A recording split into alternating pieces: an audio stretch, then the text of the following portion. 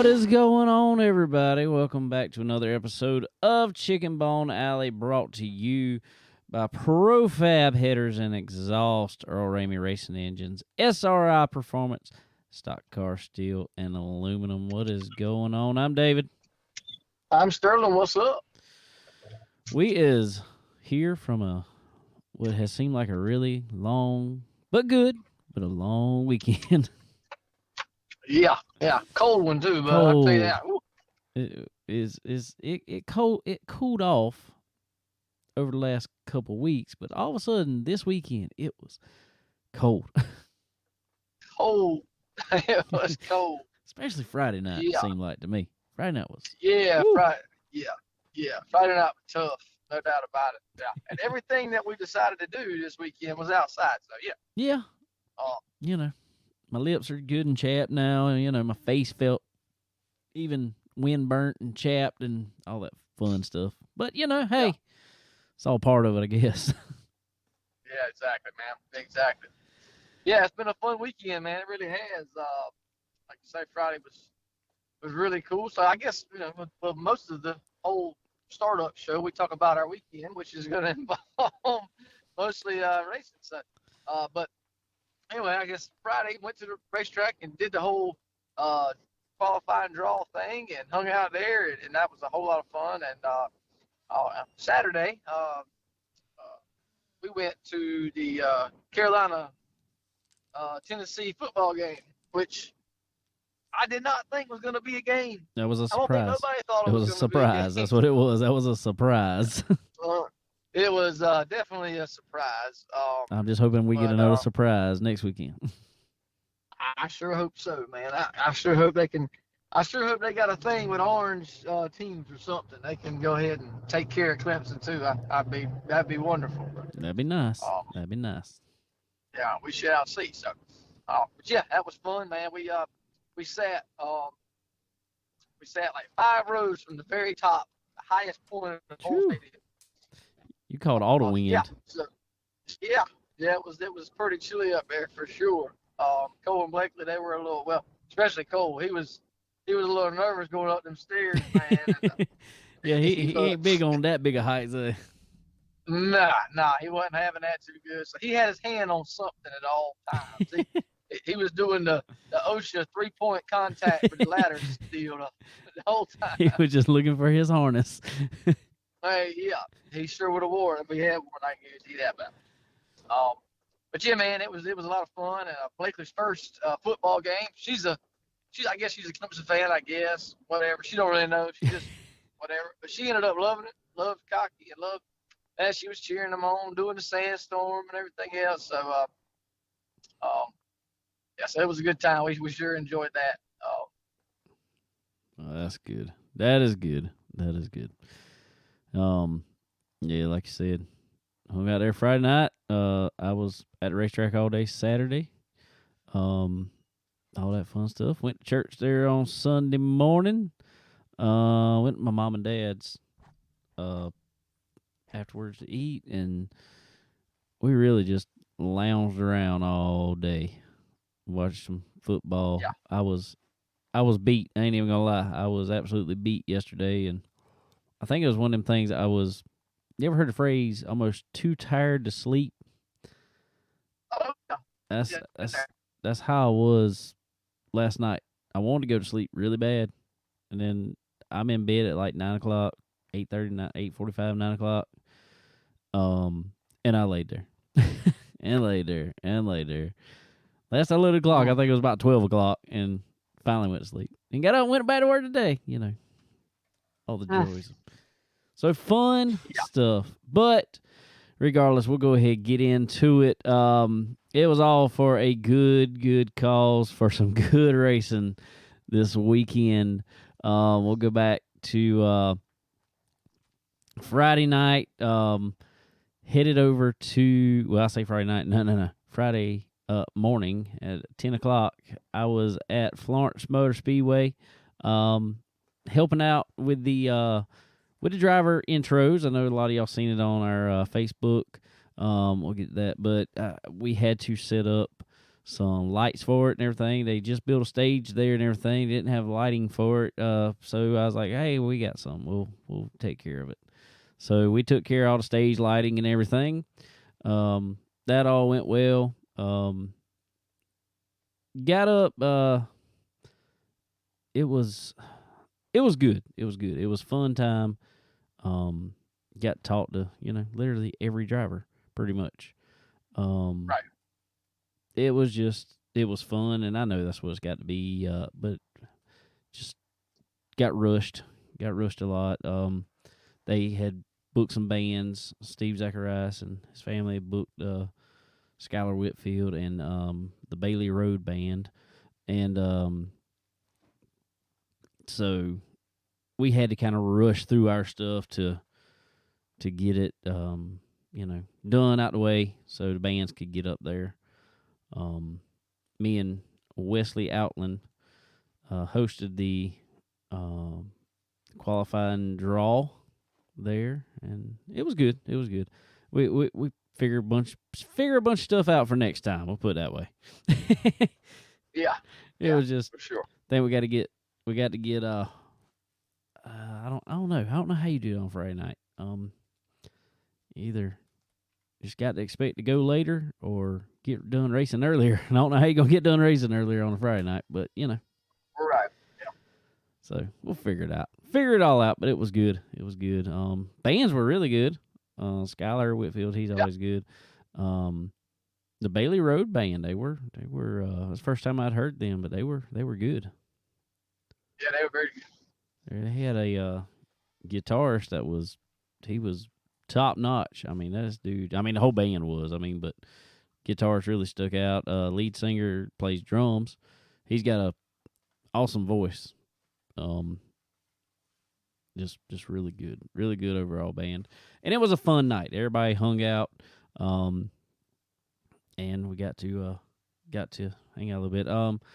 But I didn't forget about it there. But do you want to go back to the stuff a little bit?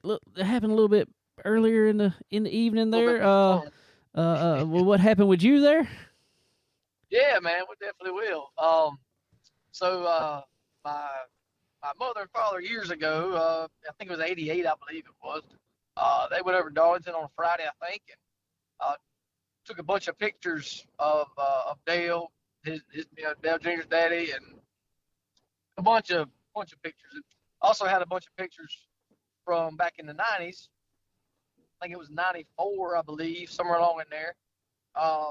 When Dale was running Dale Jr. was running the mom and pop's late model stop. I had a bunch of those pictures and a little case and all, and I decided I was just going to bring him over there and show it to him and maybe give him a couple pictures. There's one really cool picture of that Mama took of Dale Senior. He was standing in the back of the trailer and had his shirt off, pants unbuttoned. So she took the picture and went over the next day and got him to sign it, and he laughed and said, don't go using this picture against me now, so that was pretty cool memory. But he once practice got over, we were going to try to walk across the racetrack right quick and try to talk to him and show him the picture.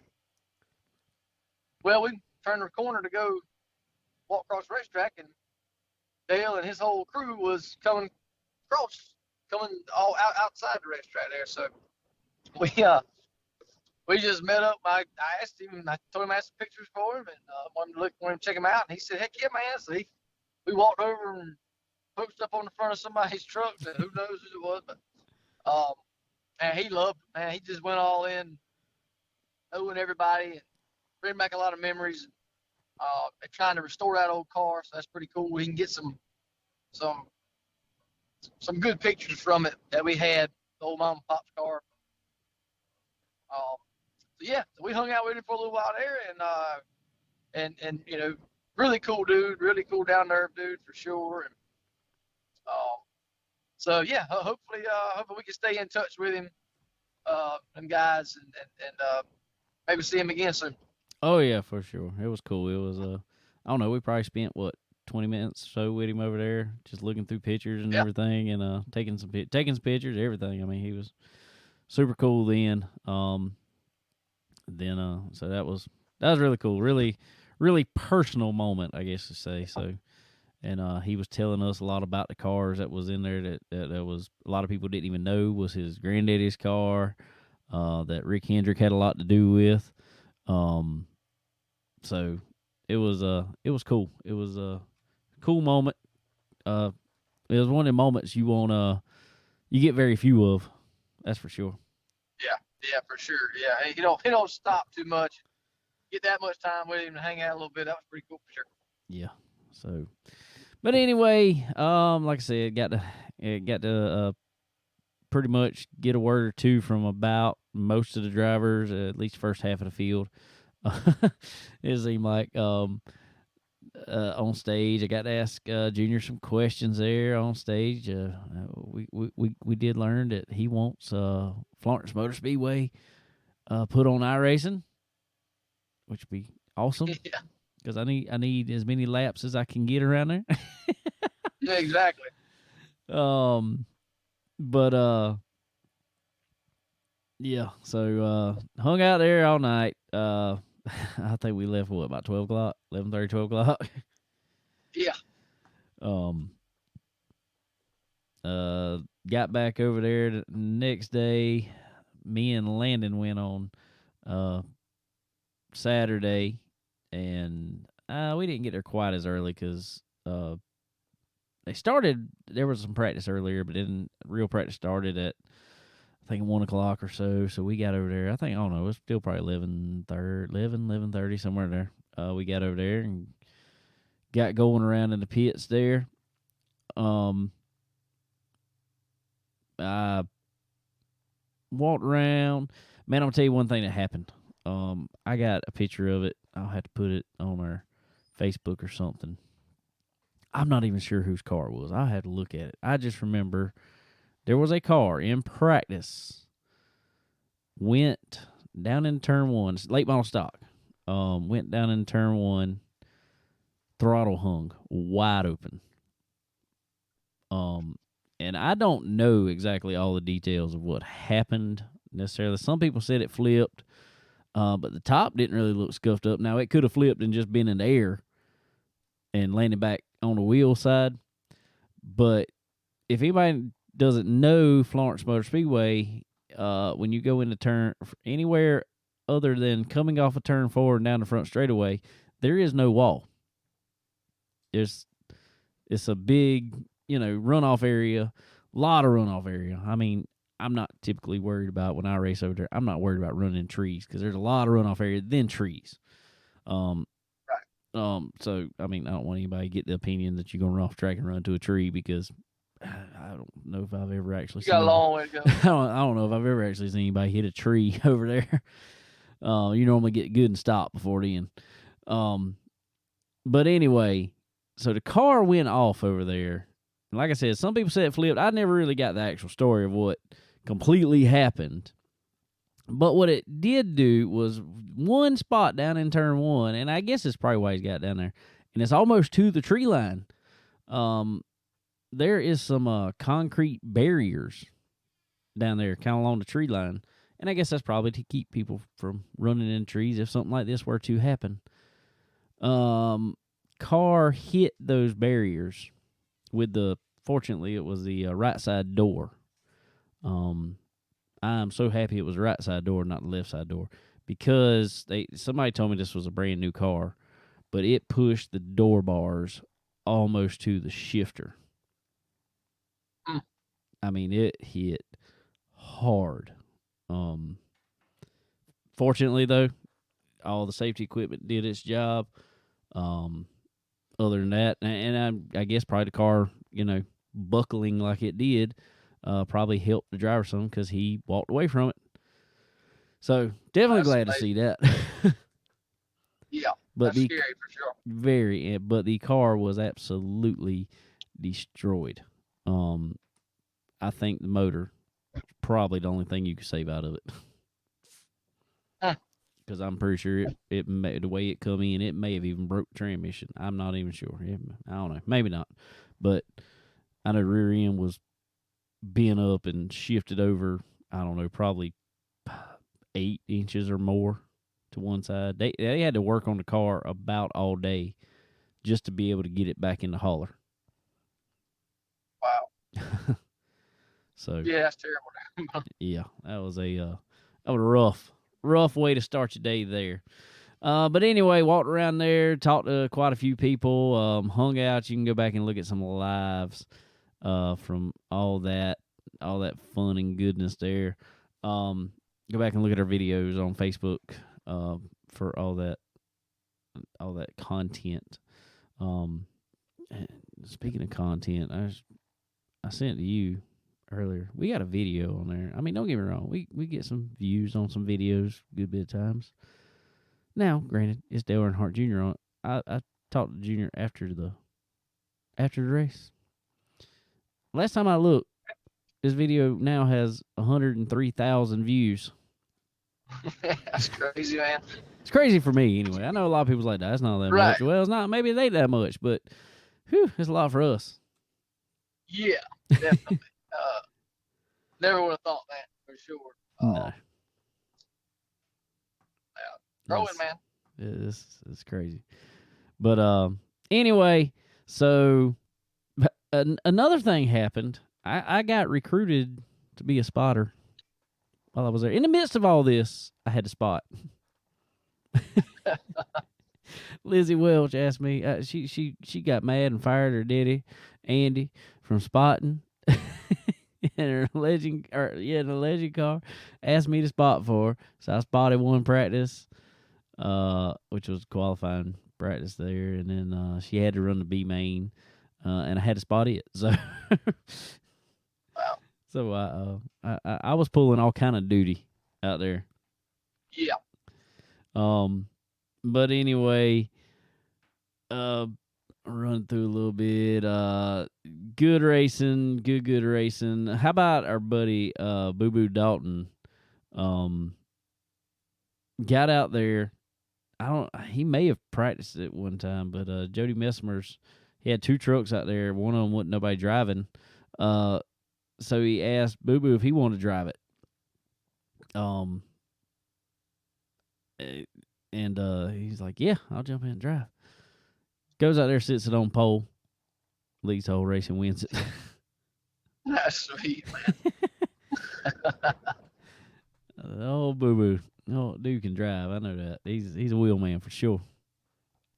Yeah, no doubt. But anyway, got into qualifying. Qualifying was crazy for the late models. Man, it was just a high stress hour. I don't know how long it actually ended up being, but first round there were so many people got in. Then they had to go to second and third rounds, and I mean, woo! Even Junior talked about how stressed he was with the qualifying. He was worried about not making it. And he didn't. His first round did not put down a good lap. Had to run second round, and went out and was third fastest in second round. His time would have been good enough for I can't remember. I think it was like 6th place or something like that. Really? Yeah, they come in and really improved on the car. But I'm gonna tell you, to me, it looked like the qualifying. Even though everybody talked about the track temperature and all that, didn't qualifying draw time. When they drew, didn't really make much difference. But it seemed to throw a lot of... It was really weird because the people that were really fast, a lot of them anyway, that were really fast in practice weren't as fast in qualifying. And the ones that weren't too fast in practice or, wasn't putting down huge laps, all of a sudden they really stepped up, which was, I don't know. I don't know what caused that, but it was wild. Yeah, it is surprising. I don't know, a lot of people probably working on different long runs or whatever. Maybe they were working on some qualifying speed, but yeah, that is a big difference. Race speed and qualifying speed at Florence is totally different. Yeah, and talked about that a good bit. Just how everybody loves it. It's similar to Darlington, far surface wise. Right. If Timmonsville, Florence Motor Speedway, we call it Timmonsville over here because that's what we called it forever. Or either I-95 Speedway. But Florence Motor Speedway is very abrasive. Cracks in the track, everything's got a lot of character, as they say. Yep.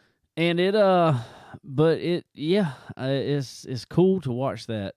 I love that about a big race there, about a 200-lap race there, because it was wild. The qualifying, it comes into play. Who wants to have qualifying speed or who wants to have race speed? But I guess my theory is you better have some qualifying speed, because when you got 56, almost 60 cars there, you got to make it in the race. Right. Yeah, definitely.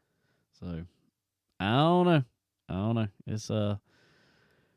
It's good deal going over there. But man, I'm just going, before we even go into any of the race, the turnout, the support for this race was just absolutely insane. It sold out at Florence Motor Speedway, and I do not ever remember in the 30, almost 36 years I've been going over there, I do not ever personally remember a sellout at Florence Motor Speedway. No, and I think it like double sold out. Yeah, I mean, they finally just run out of tickets and wristbands. I think they man, it was standing room only, and when I say standing room only, that standing room was shoulder to shoulder with people. All the seats in the stands were taken up. There was grassy areas over to the side. There was people sitting where I would have never sat in turn 4. Yeah. Dude, I'm telling you, it was craziness. And I put it this way: when I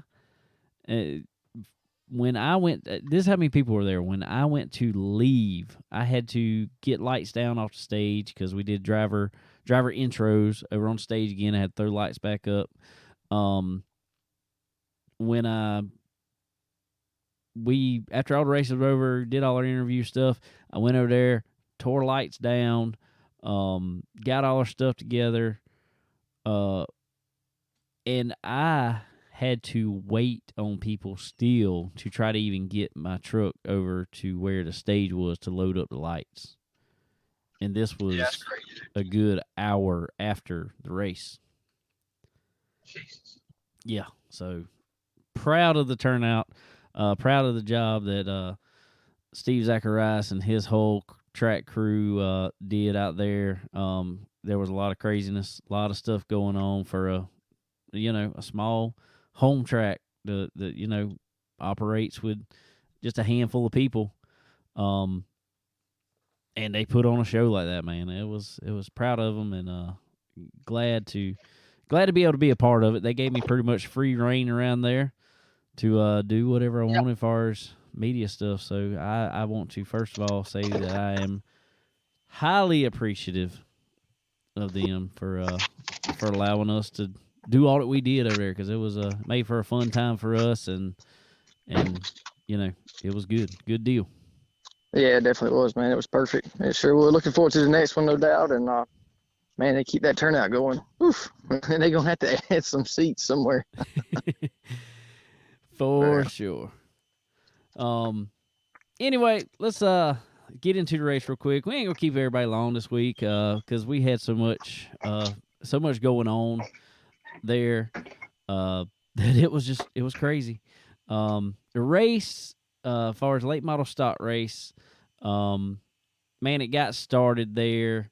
I thought it was just gonna be get through at least the first segment, which was 75 laps, and just roll through it, and everybody come in, do what they want to do, go back out, roll into second. No, I was wrong.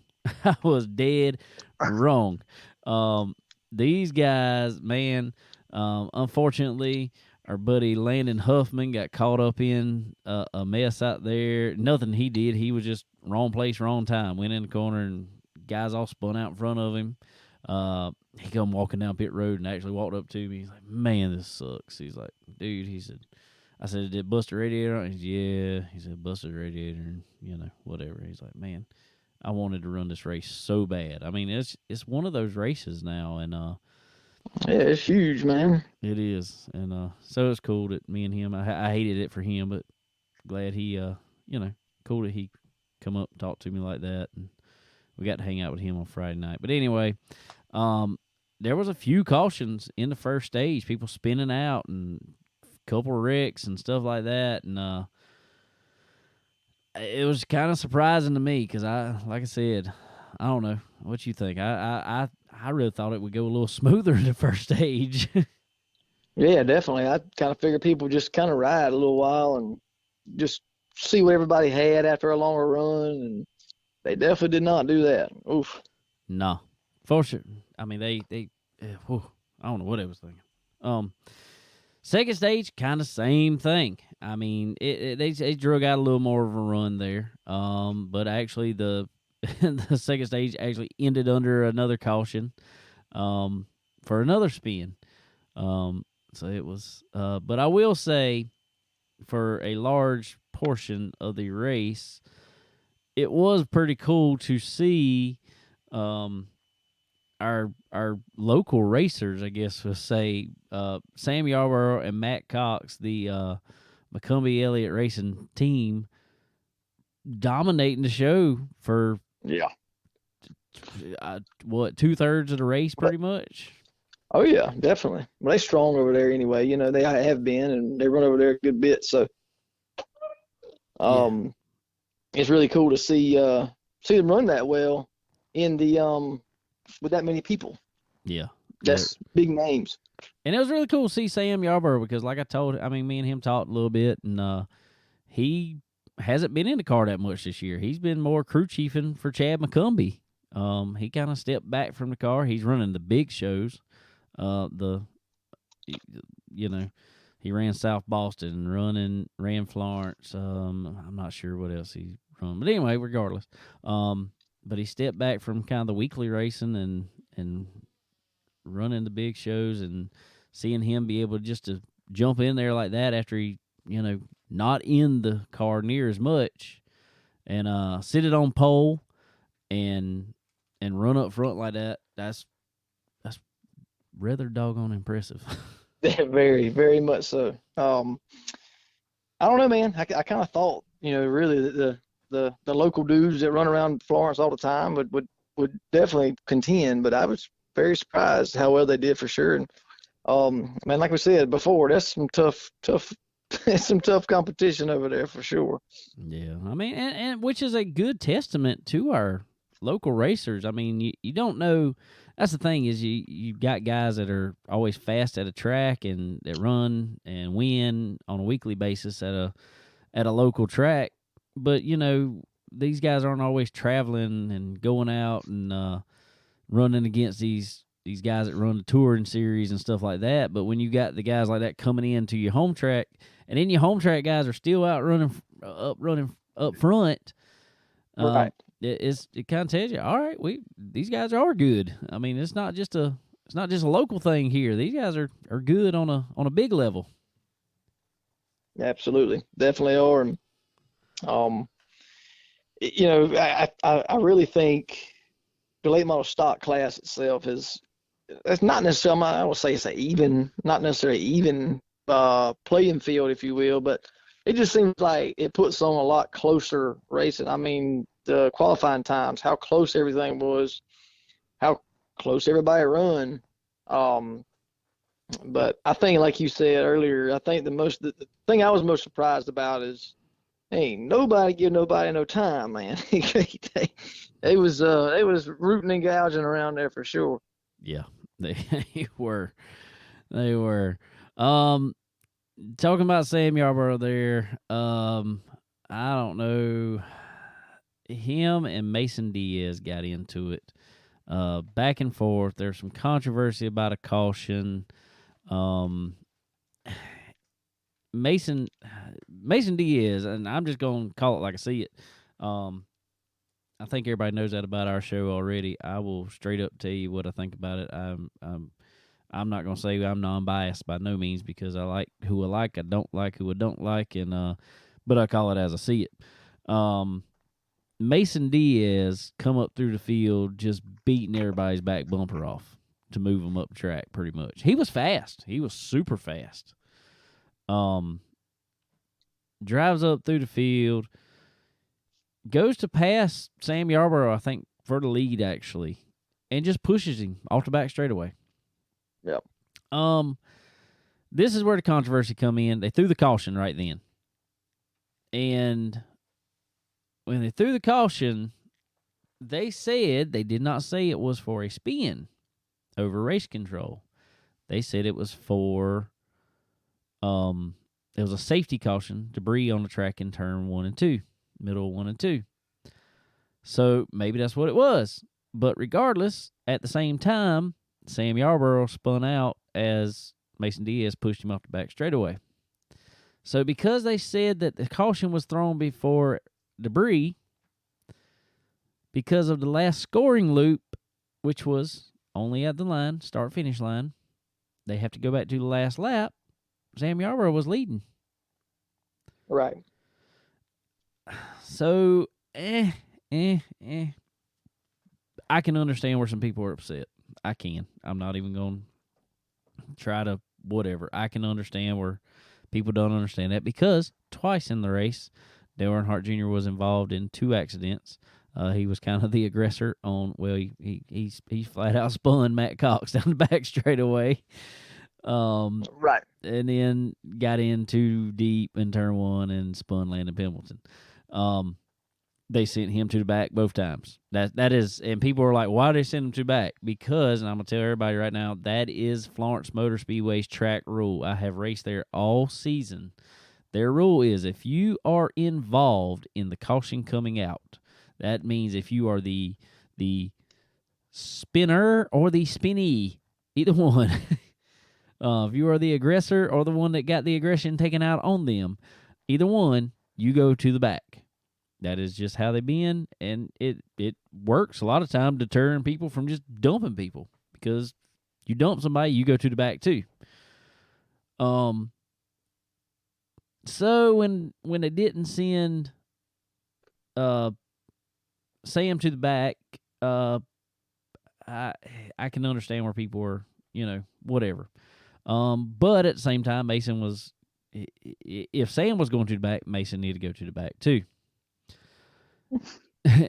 In my thought. But they didn't put either one of them in back. They put them back on the front row. All right. Well, Sam was mad because Mason just pushed him off track. I mean, very aggressively. It wasn't even like I'm sliding up. No. Mason just, no, you're going off track. Sam comes back, gets in the bumper of Mason Diaz. Mason Diaz spins out. Well, what did they do? They put him to the back. Well, Mason Diaz was mad because he got spun out. He wants to go back to the front. And he's like, well, they let him back up. I need to go back up if I cause caution. Whatever. So at the time, they're trying to put them both in the back. This is where it gets childish, in my opinion. Mason Diaz drives to the front straightaway, pulls up like on the bottom of the straightaway, like you were going to the victory lane part of the front straightaway, parks his car there, unbuckles, gets out, even has a crew member come out there and lift him up and everything, and they're acting like they're celebrating like they won the race. It was the biggest clown move I think I've ever seen in racing. Yeah, absolutely. Yeah, I wish he wouldn't even come back.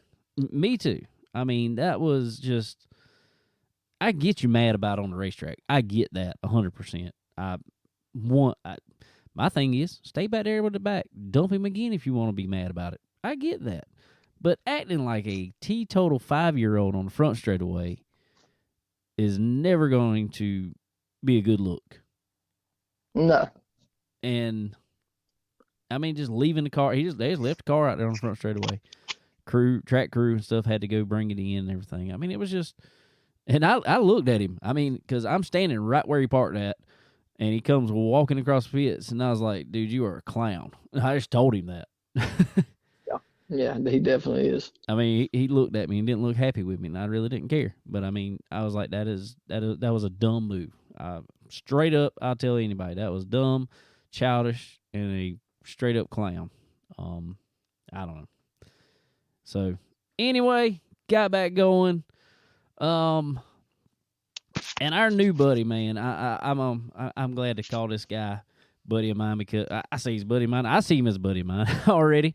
I've only talked to him a few times here, but our buddy Brenden Butterbean Queen gets up front, and man, he's gonna brings it home. But first of all, let's go to the line because we got him on here. All right, ladies and gentlemen, we have a special guest on the line with us now. First of all, I want y'all to wish happy birthday and also a big congratulations to Brenden Butterbean Queen. What is going on, my man? What's up, my man? How you doing? I don't know it, man. I'm doing good. You ain't doing as good as you, though. Man, yeah, I don't even know how to answer that one. It's just been a crazy couple of days. It's like living in a dream world and trying to get back off of the cloud nine and set our focus on this weekend's race and hopefully end the year this year back where we were Saturday night. Well, man, I say just don't even get off the cloud, man. I just say just go forward with the momentum. Just go forward with the momentum, and everything will turn out all right. That's right. I mean, the way our year's gone, it's been a lot more on the cloud than off, but we know and respect that it can change at any minute, so we try to enjoy it while we got it. That's right. That is right, man. Well, I want to talk with you a little bit about, man. I want to go back. We know you just won a pretty big race now. The South Carolina 400 there at Florence Motor Speedway, our home track down here. We know you did that, obviously, and we're gonna get to that. But I want to go back a little bit. You know, people have all of a sudden seen your name here in the last couple years with things you've done. I want to go back, man. I want to let everybody know. First, I just want you to actually introduce yourself. Tell them who you are, what you're driving, all that good stuff. But before that or after that, I want to go back, where you started. So introduce yourself before we get going any farther. Absolutely. I'm Brenden Queen, known as Butterbean by the racing community. I started racing when I was 6. I am 25 as of today. And that sounds weird. I'm glad I got that right. So I started racing when I was 6 at go-karts and had a lot of success early on and, moved up, did legend cars and then to late models. And then somewhere in there while I was doing all that, I ran arena cars, which were like indoor to Coliseum type little mini cup cars. And then on top of that, I made a few Bandolero starts and a few Pro 6 starts, which is a car up home. And then I've actually made a couple modified starts and just ran my first season in a dirt late model this year also. So main focus is obviously asphalt late model racing the last, 8 years or so. I started running those in 2013 and so that's been my main focus, but I have drove some things on the side on off weekends and sometimes some double duty nights. But that's pretty much a little bit about me. Just been racing a long time, even though I'm not that old. I've still been racing a while, so I wouldn't trade it for the world, though. I hear you there, man. Well, I want to go back real quick where you just said start off in go-karts. All right, tell us a little bit about that. What? How old were you when you said you started, like 5? 6. I was 6 years old. 6 years old. So, yeah. So I started running those. That was actually my only dirt experience. I actually ran a season at Langley, but it was like a learning year, a kid division. It really won't racing.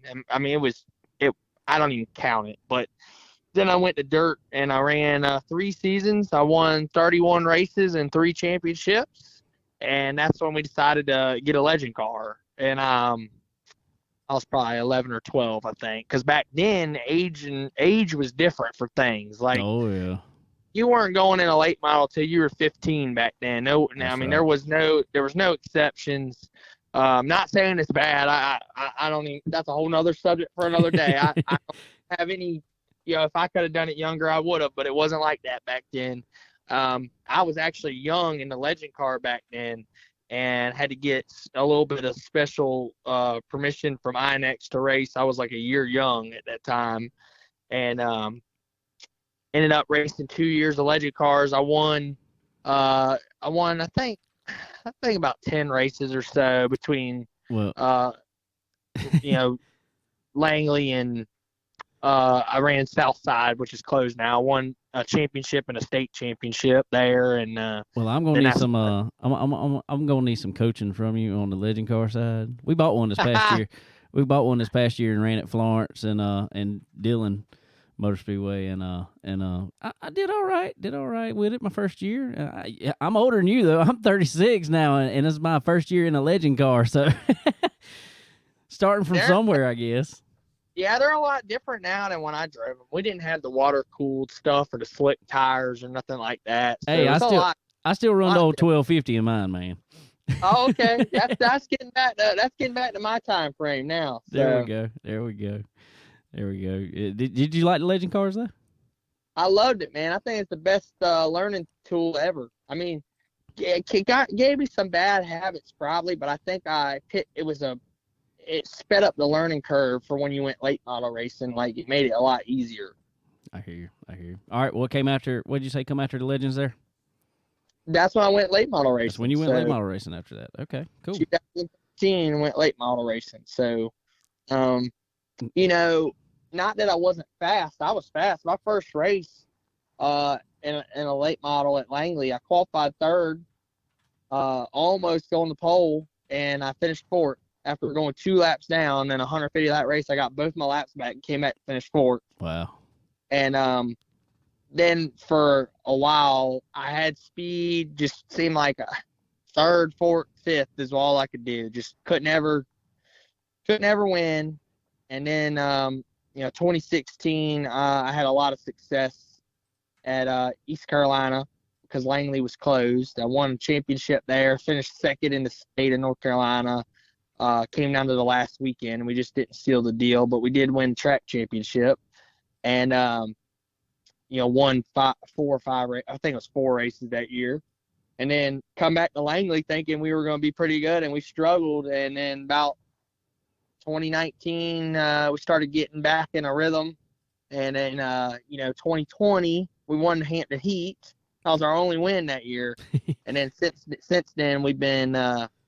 We won 5 and then won 10 this year at Langley. So we won 15 races in the last 2 years at Langley. So it started finally clicking. I really think I went over a maturity curve in those years where I started really feeling the car and putting together the races. And I think a lot has just changed quickly, and it just took time. And I think I'm in a really good spot. Well, I think you are too, and that's really funny too. You just saying, I think I'm in a really good spot because leading into that, like you just said, track championships. You've won tons of races at Langley Speedway, which is tough competition up that way. But I just want to say, the other night, and I told you this in Victory Lane, it was going into that last 50 lap segment there at Florence Motor Speedway. You looked at me.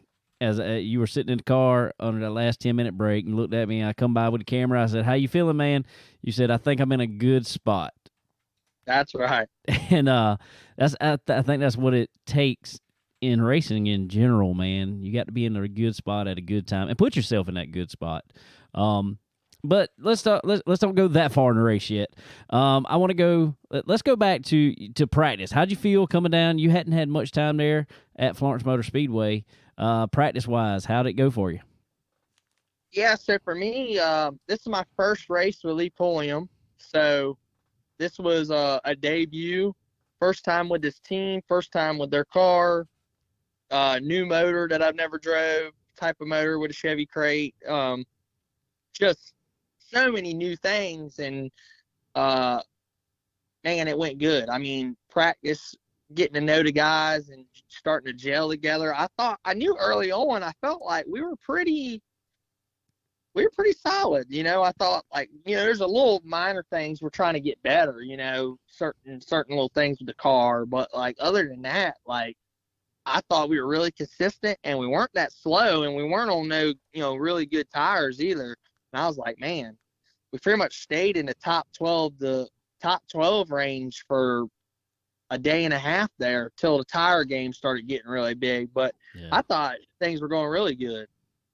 Cool, man. Cool. All right, rolled into qualifying. I can't remember. Where was your qualifying draw at? Where'd you draw? I drew 36. 36. So you were back half. Do you think, I talked to a bunch of drivers about that, but do you think the qualifying draw really held much importance? I know it's really cool thing to do, kind of draw like that, but do you think that held much importance? You think that made any difference going out early or going out late? Honestly, the sun wasn't really a factor, and the temp was kind of cold the whole time. I don't think it really mattered unless you just, want to see what to shoot for type stuff. You got a little bit of an advantage going out later because if you have a teammate and stuff, you can kind of know what they're doing on air pressure and stuff and get an idea. But I don't really think it made too big of a difference this year. For us, we had the Chevy crate, so we were a little down on horsepower.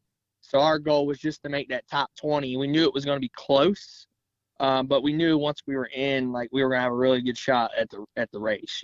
We had good race pace. Oh, as you just talked about being on the crate motor compared to a built motor or whatever, as we all say in the sport. They say down on horsepower, but in our type of racing here, there was a buddy of mine, Connor Lee, actually, a few weekends ago. He got a bad oil leak in practice, and we actually changed motors with him at the track there. And he went to a crate motor, put a crate motor in the car, and went out, ended up finishing second. And he was like, man, he said, I just feel like I can drive it so much harder, and I'm not worried about blowing the tires off of it coming off the corner. How do you feel about that motor package?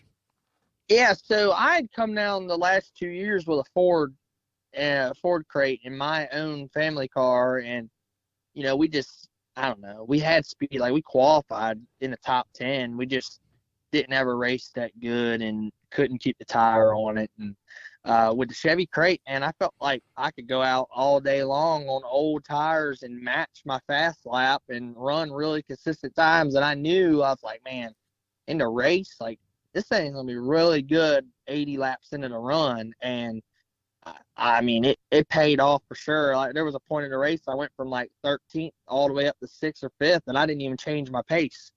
Okay. Yeah, that's pretty self-explanatory there. I mean, it's doing pretty good. So, all right. So you started in the race. What was your plan of attack for a 200-lap race, man? Was it, get towards the front and stay there, or was it just ride and see what happens? It's kind of just ride and see what happened, but don't go too far back. Try to go forward without hurting myself, but not put myself in a bad position, not get caught up racing somebody. And we wanted to make some track position late in the stage, and then definitely in that second segment, we want to try to get some track position, but it was kind of just try to get them on the restart and find a hole where we weren't side by side with somebody so we could use the whole racetrack and ride. So it's kind of a little scary at first. You don't want to go backwards, but you're trying not to, get into it with somebody else too early in the race, Yeah, and speaking of, to me, man, it seemed I've been in this race, since we've had it over here at Florence. I went to it quite a few times at Myrtle Beach. But it seemed like these guys, some of them got really antsy really early, and, everybody talked about, we got to play it calm for the first 150 laps. But, man, they were rooting and gouging and spinning and wrecking and all kind of stuff early in the race. It blows my mind, really. I mean, these people have watched this race 1,000 times, Myrtle Beach and Florence being similar in characteristics. And, every year, everybody's like, you got to save tires. That's who's going to win the race. And then the race starts, and you got people running 3 wide, driving sideways on lap 2, and it just blows my mind, really. I'm like, what? Like, it never works out. It always seems to be the same people do it, and you're like, why? Like, what's going to be different this year than last year? And you always end up with the same mess, and I don't know. I just learned to just run my own race and let them do what they're going to do, because it's not going to work, and they prove it every year. So I don't know, man. I don't really know what to comment on that besides,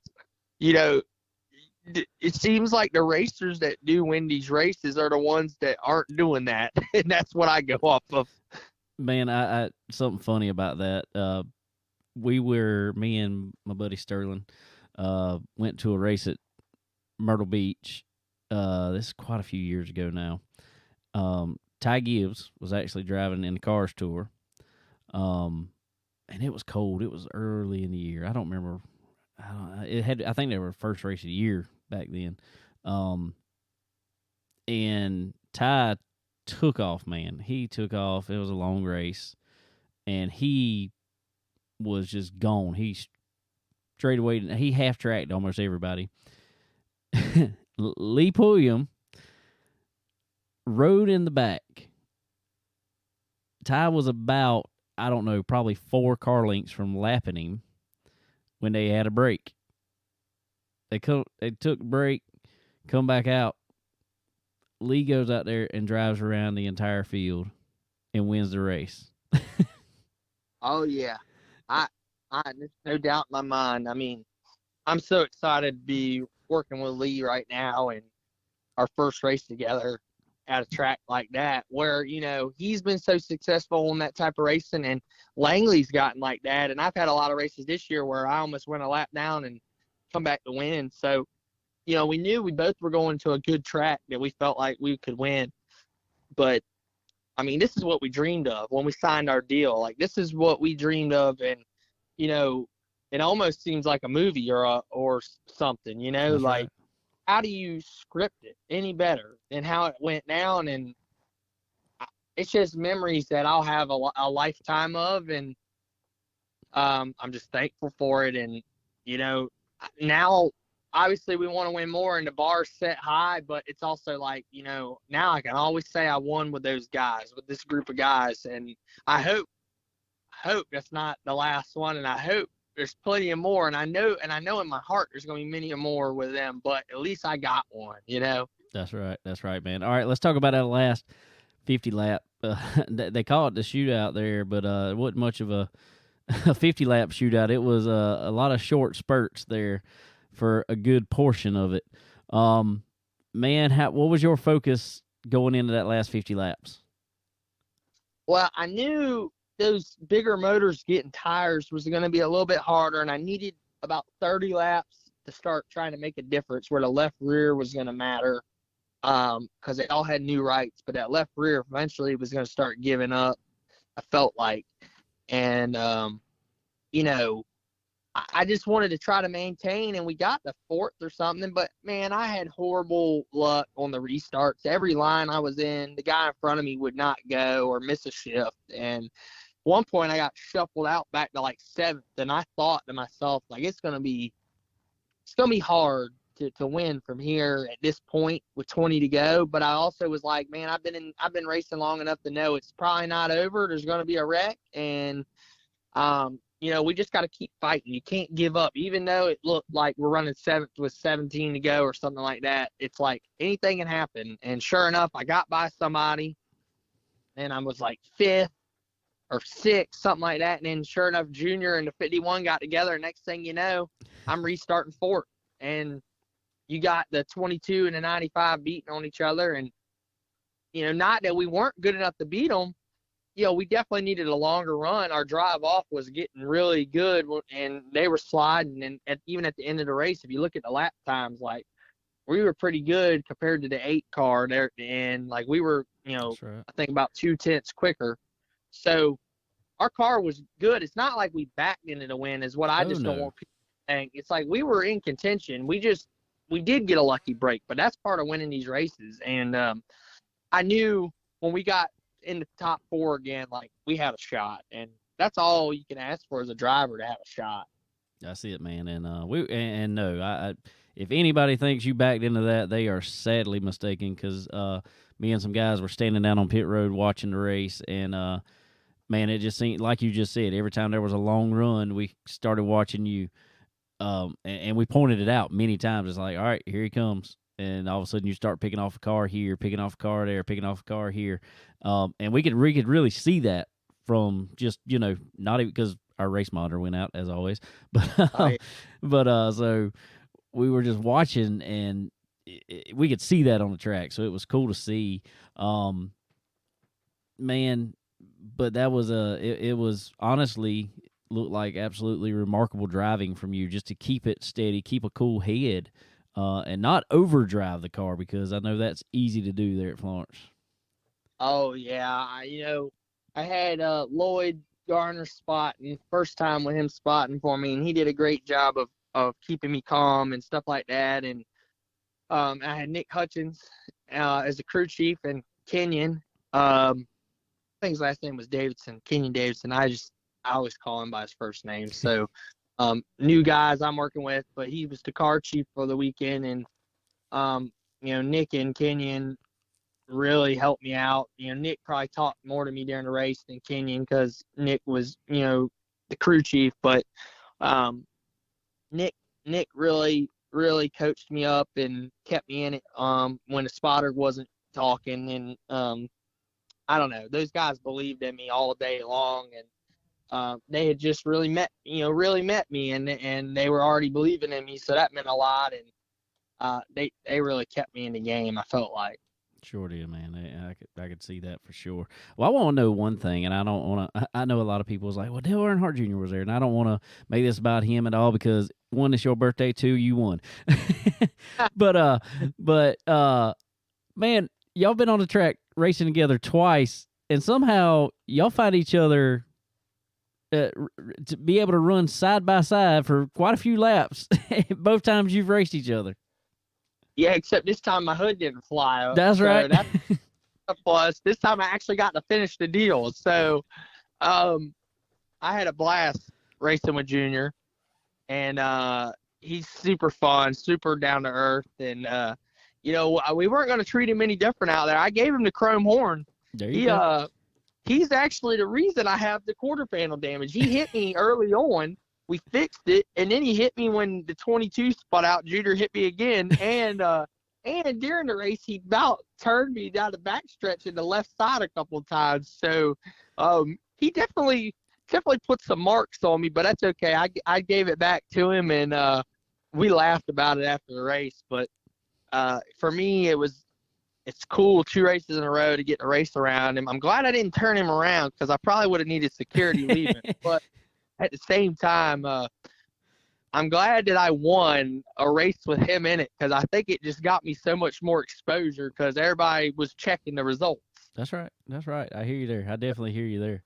That was I mean, it's cool though. I mean, regardless of who it is, when you can get in a race with a NASCAR Hall of Famer, and you come out on top in it, I mean, that's saying something for you, man. Well, it means a lot to me.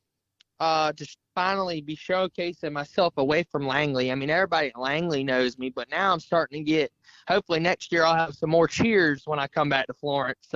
Langley they go ballistic there. The Bean fans, Bean Nation as I like to call them, they are awesome. And I'm starting to get some following away from home, which is good. But like when it come down to it there at the end, Quapple and I mean, I try to race him really clean. He always has raced me clean here lately when I've been around him. And I got into him a couple of times. I mean, I really didn't mean to. Just, using everything I had. And right. We hit on the backstretch a couple of times. And I tried to kind of break his momentum off of 4 and kind of get in the door just enough to slow his motor down to where I knew a lap or two I was going to be better. That motor could hang on for a lap or two on a restart, so I had to do something. And I felt like, kind of getting in his door a little bit broke his momentum, and I was able to stay alongside him and not let him clear me because I knew it'd even back up to where I was better. So, luckily we didn't wreck or nothing. That was a plus. I hear you there. Man, I don't know. And maybe I'm probably a little more partial to it because Florence is my home track. I live 5 minutes down the road from it. But the way this race, South Carolina 400 has always been big. Don't get me wrong, because it really has. And I remember when it used to be 2 weekends worth of racing down at Myrtle Beach. Oh yeah. But man, this is to me is seemingly is one of the bigger late model stock races, kind of the year now. Oh yeah, it's a it's a crown jewel. You have in my world, you have, I guess, the icebreaker. You have the 30,000 cars tour race, even though it's not NASCAR. That's become a crown jewel. Oh yeah. You have Sobo 200, Hampton Heat, Martinsville, Florence. You have the Thanksgiving Classic, and you got the Rodney Cook race, and now you're starting to get the Goodyears having a big race and That's right. and stuff like that. But the big $10,000 to $20,000 races are the crown jewels, and Myrtle Beach was huge. I mean, that was a big deal, mainly because I think a lot of people used it as our vacation too a little bit. You go down there a day early and you got some, you can go around town and stuff. But I think when Myrtle Beach closed, I think, for me, it's like we were heartbroken. Like, that was one of my favorite races of the year. And it's like, well, of course we're going to go support Florence. It's the same race pretty much. I mean, in a way, it's the same type of race. And, we don't want what happened in Myrtle Beach to happen to another track that we love and another event we love. So good to see everybody supporting it. It's definitely become a huge race. And when you have to make the show and there's a chance you can go home, it's a big deal. So That's right. Well, all right, man. I just want to know, coming to those checkers, and taking them and rolling into victory lane there on the front stretch, man, how was the feeling? How was the emotion then? I always try to just soak it in because it happens so quick, and then I find myself going, man, what was I thinking? What was I saying in this moment? And what I'm going to take away from it was just the emotion from the Lee Pulliam performance team. Like, those guys were going ballistic, and they were fueling me, and I was fueling them. And today I didn't hardly have a voice left, and because every time I'd scream, they would scream, and then I'd scream back, and they would scream. So it was just, I mean, you were down in victory. Oh, You yeah. could tell Lee Pulliam was going nuts, and that meant a world to me. Somebody I've raced against and watched succeed for so many years to finally, like, our first race together, win together, and I can always say I won a race with Lee Pulliam, who will go down as one of the best ever in a late model. And man, that's just something you can't buy. Like, you cannot buy that win. You can't buy those moments, and I'll always be able to cherish it. And that feeling is just, I mean, it's such an incredible feeling that a lot of people might not ever get to experience. So you got to enjoy it. Definitely, man. Definitely. And I know, and I'm not sucking up to you because you're on the phone right now. I'll tell everybody, I've been on the Butterbean bandwagon for a while myself, actually. A couple years. I sent you a friend request, I think, a couple years ago on Facebook, and you accepted it, and I've followed and followed and followed. And, and every time you've been close by so I could go, I've been there. And, dude, the first time when I saw you at North Wilkesboro, walked up to you, went to talk to you, man, it's like, I don't know. You're just one of those guys that is very approachable, and it's like we knew each other forever.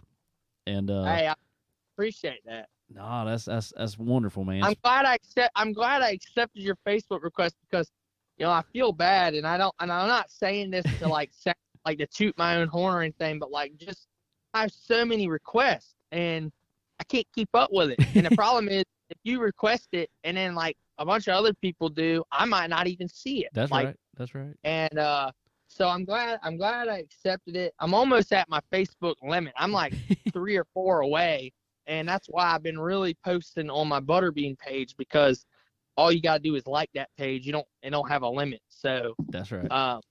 I've been really trying to push that page for people to go follow me there, because it's, most people want to keep up with the racing anyways, and normally that's all I'm posting anyways. I'm not posting anything on my personal page unless my mom's tagging me in something, But I know what you mean there.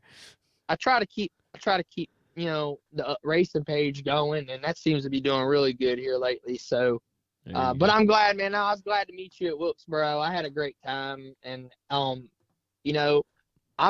definitely not afraid to get an interview, even if it ain't for winning or whatever. I mean, exposure's the way I look at it, There you go. That's what I'm talking about, man. Well, cool deal, man. Well, go ahead and thank everybody that was, working on that car, that helps you out, that's stickered on that car, that helped you out there at Florence. Okay, yeah, so, all right, I got to thank, obviously, Lee Pulliam Performance. I got to thank Nick Hutchins, Kenyon, Dave, Colin. There was a bunch of guys on the team that I'm horrible with the names. Remembering, that's why I want to say just thank you to the whole LPP. I'm still learning all the names of everybody, and I'm horrible at remembering names, but try to thank the main guys. I got to thank Doug, my tire guy. I got to thank, Brandon Pearson, that whole team, for coming to Victory Lane with us. It's a whole team effort at LPP. So just to have them over there was special. I got to thank my girlfriend, Nicole. I got to thank Best Repair Company, LeafCars.com, Old School Video Games, Mincy's Graphics, John West Racing Engines, Hitchcock Race Cars. I think that's probably about it. But like I said, thank the man above. Always got to thank them for keeping us safe and letting us go do what we love. Thank you to my family for supporting me and coming and hanging out, and obviously you for what you're doing, and Florence for having us. But it's just a whole LPP organization, man. They made it happen, so can't thank them enough. Good deal, brother. All right, got to look forward just a little bit, man. Coming up, big race this weekend. You got to reset from coming off a win there and go try to race for a good chunk of change up there at Southern National.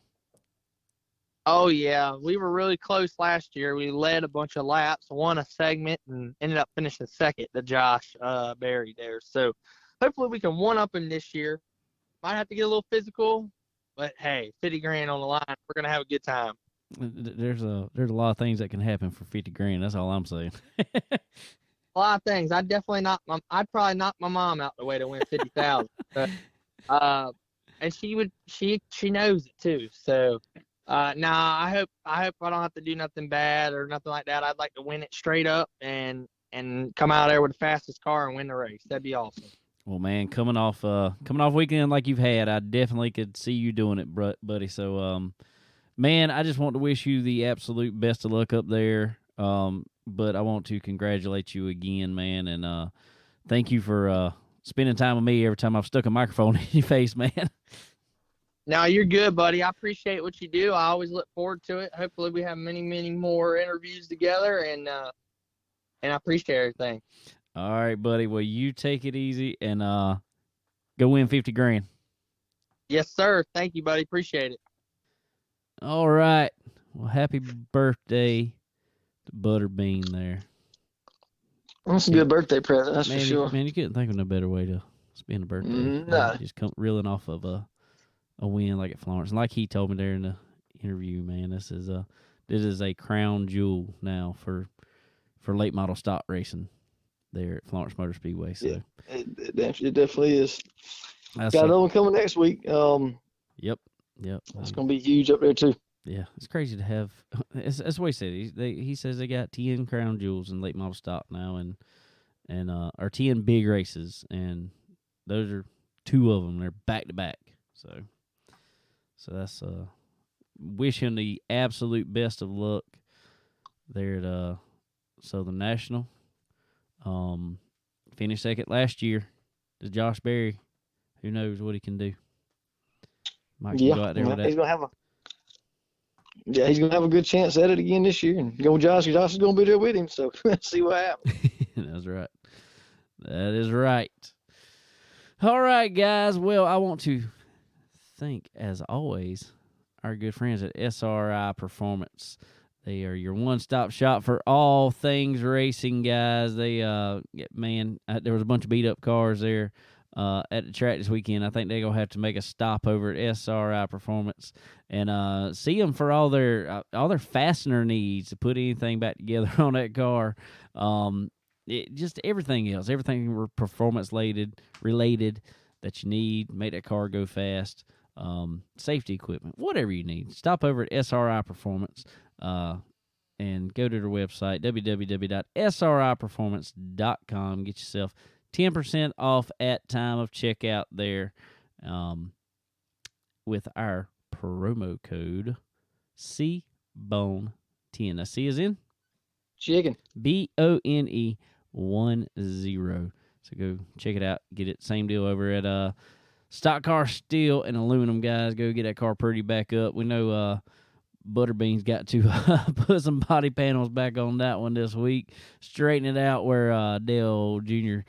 hit it a few times, as he said. Yeah. It was cool, though. They said they laughed about it. There you hear in the interview. But head over there. Get all your sheets of aluminum. Everything you need, guys. Make them bodies look good on them cars coming up these big races. Make your sponsors proud. Make them cars pretty. But get all the other structural products, structural materials that you will need over there. Even some of the special metals. Who knows what else you need there. Y'all go check it out. Anyway. Also our friends over at Earl Ramey Racing Engines. We talked about them Chevrolet crate engines like Butterbean's got. Check out Earl Ramey Racing Engines. He's got some of them. Got a bunch of them. I mean, he might not have new ones in stock because they fly off the shelves as soon as you get them, but that's what that's one of his specialties. So head over to Earl Ramey Racing Engines. Tell them we sent you. I know I'm rolling through these, but we all know, these guys know that we surely appreciate them for everything they do for us. But when you get that Earl Ramey Racing Engine, get you some ProFab headers going there. It's going to produce all the horsepower it can out of that Earl Ramey Racing Engine. Help it breathe. Help it exhaust out of there. Head over to ProFab headers because they are quality that wins. So y'all head over there. Check them out. But anyway. So yeah, like I said, Southern National this week. $50,000 on the line. Yeah, it's gonna be huge, man. Gonna be a pile of them there for sure. I'm ready to watch that one. Thought about going to it, but nah. I think I'm gonna stick around the house. Take a breather, huh? Yeah. I'm gonna stick around here this weekend. Eat up some turkey. Come Thursday. You know, all that fun stuff. Another thing I want to throw out since we're leaving the asphalt side. So before we leave all that, I want to thank again Steve Zacharias, Florence Motor Speedway, all his crew over there, for putting on such a great event, for helping us out, you know, giving us free reign pretty much around there. Whatever we needed, hey, y'all do. Whatever you need, track's yours for media.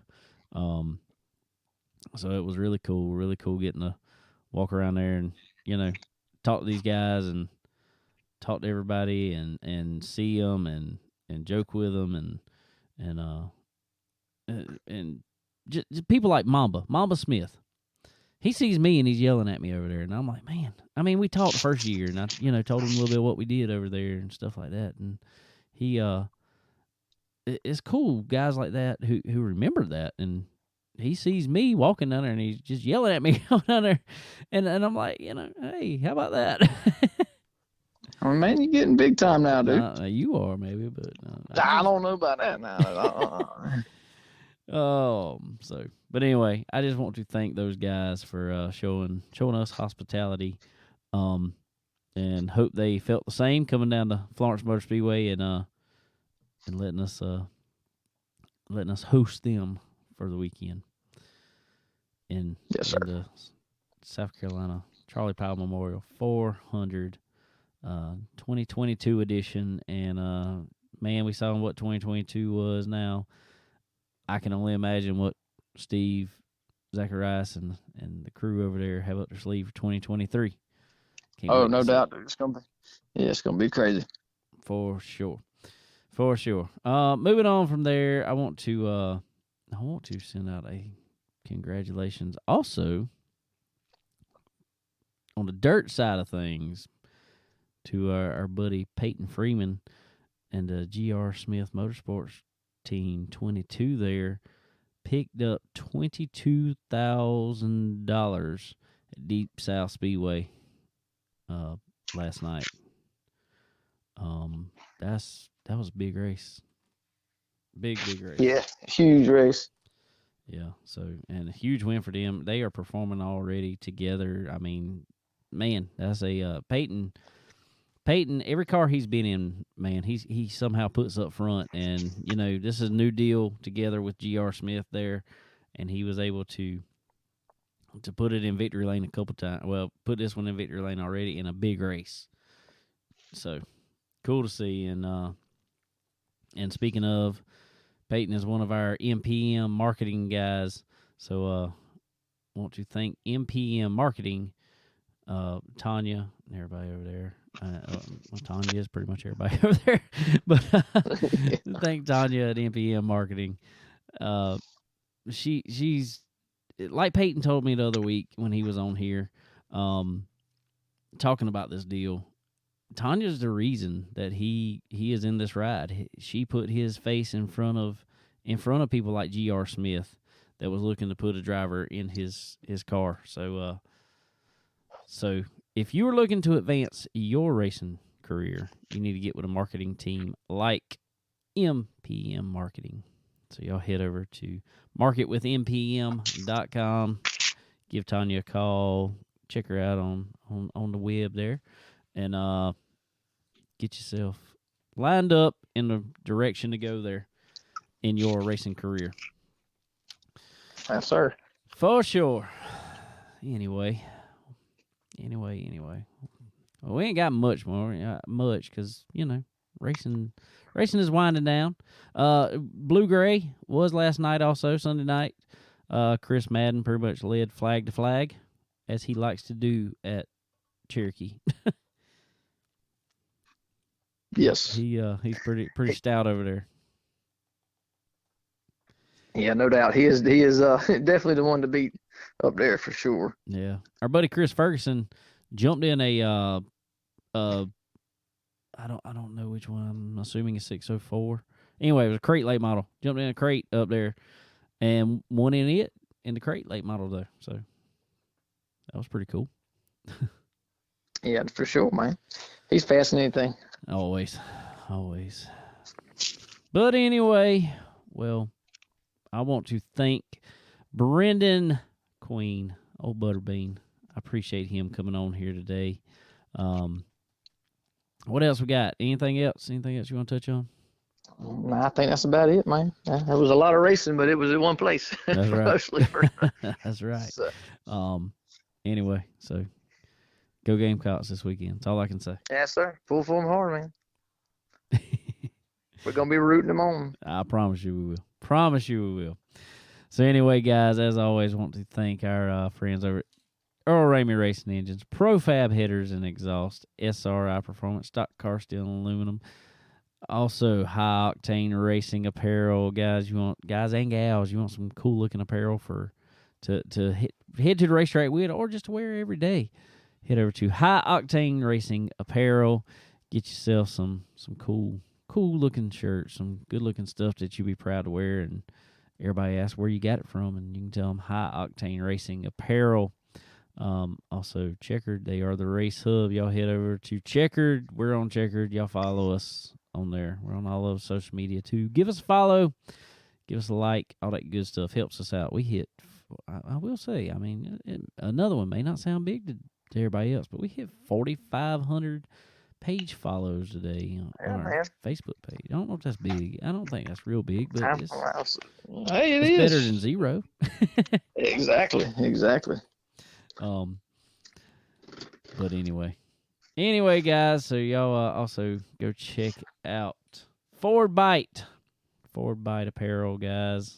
Y'all like the feel of their clothing and designs of their shirts there.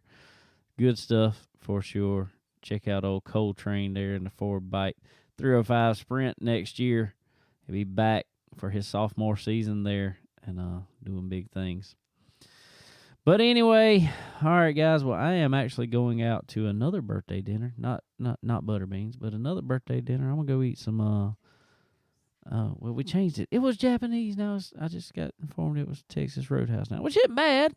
I was just looking forward to. No, that's gonna be good. They said Do the hibachi, bro. no. We're going to Texas Roadhouse. It was supposed to be Miami's. Oh, Miami, I got you. Oh, they're closed. I guess they're Well, closed can't on have Mondays now. Can't have nothing. Oh. Oh well. Well, it'll still be good. It'll be good. All right, then. Well, guys, we sure appreciate y'all hanging out with us post South Carolina 400 edition. Also, I just saw on Facebook, real quick, guys, Dale Earnhardt Jr. is going to have a Dirty Mo live on YouTube. If you're hearing this, it will be Tuesday morning at 10 o'clock talking about the South Carolina 400. He wasn't going to do another podcast afterwards, but he's doing a Dirty Mo live. So that'll be interesting to listen to. So y'all head over there and check that out on YouTube at 10 o'clock in the morning or this morning. Or, if not, go back and watch it. Whatever. Right. All right, y'all. Well, we'll see y'all next time. And later.